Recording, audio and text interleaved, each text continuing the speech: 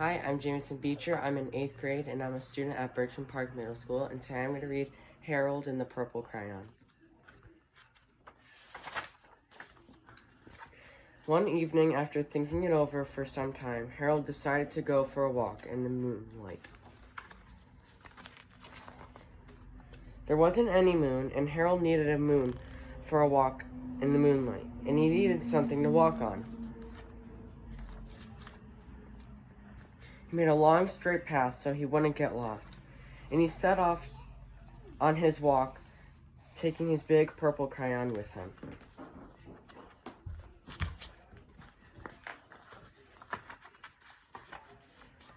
But he didn't seem to be getting anywhere on the long, straight path, so he left the path for a shortcut across a field, and the moon went with him.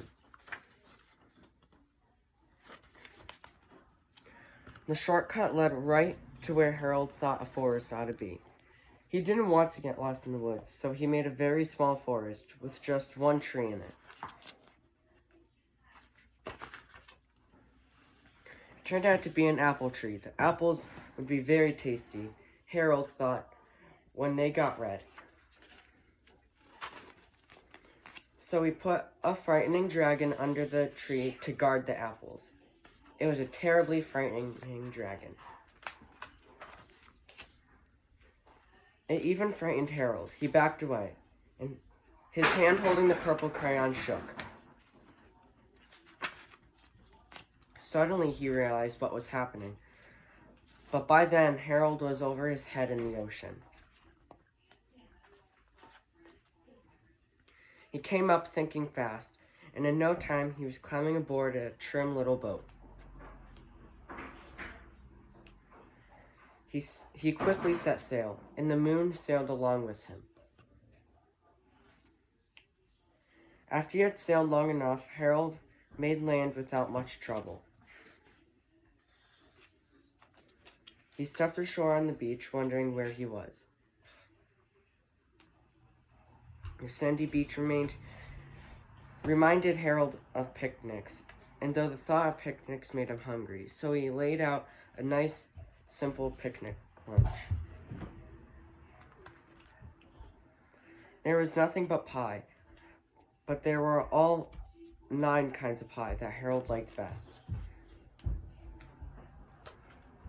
When Harold finished the picnic, there was quite a lot left. He hated to see so much delicious pie go to waste. So Harold left a very hungry moose and a deserving porcupine to finish it up, and off he went looking for a hill to climb to see where he was. Harold knew that the higher he went up, the farther he could see, so he decided to make the hill into a mountain. So if he went high enough, he thought he could see the window of his bedroom. He was tired and he left, and he felt he ought to be getting to bed. He hoped he could see the bedroom window from the top of the mountain.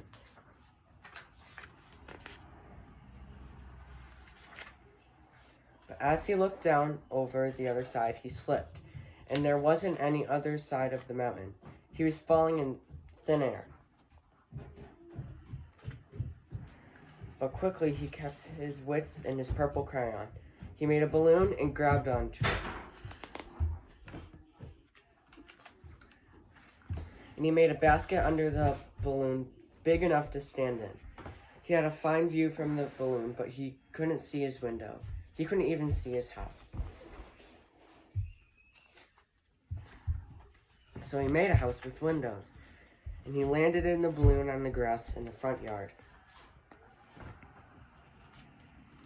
None of the windows was his window. He tried to think where his window ought to be.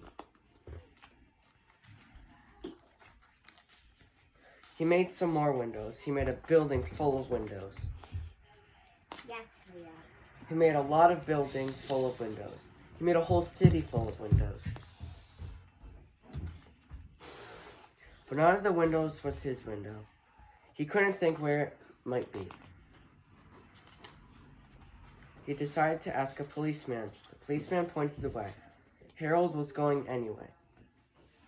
Pointed the way Harold was going anyway, but Harold thanked him. And he walked along with the moon, wishing he was in his room and in his bed. Then suddenly Harold remembered. He remembered where his bedroom window was, and there was a moon, and it was always right around the moon. Then Harold made his bed. He got in it and drew up the covers. The purple crayon dropped on the floor, and Harold dropped off to sleep.